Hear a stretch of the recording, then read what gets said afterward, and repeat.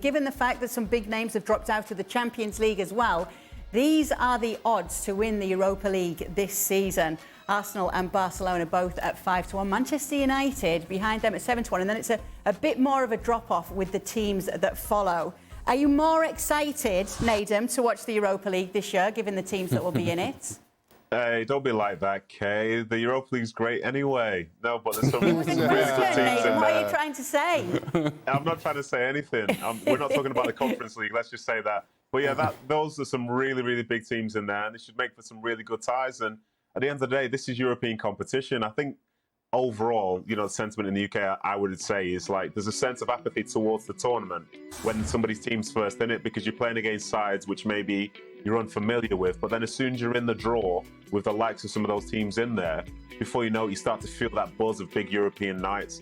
And as a consequence, I think it makes for a really good sort of closing stages of this competition.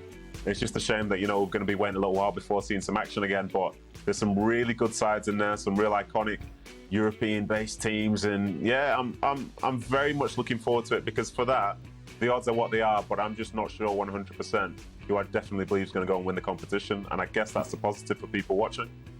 What about you, Jules? What are your thoughts on it? Do you think Arsenal can go all the way?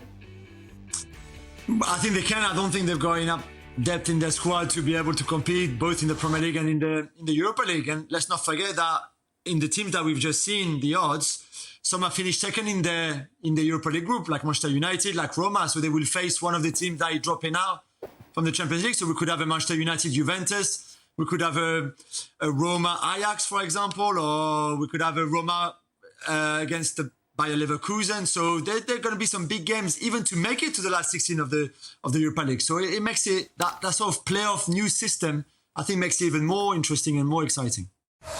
Thanks so much for watching ESPN on YouTube. And for more sports highlights and analysis, be sure to download the ESPN app. And for premium content and live streaming, subscribe to ESPN Plus.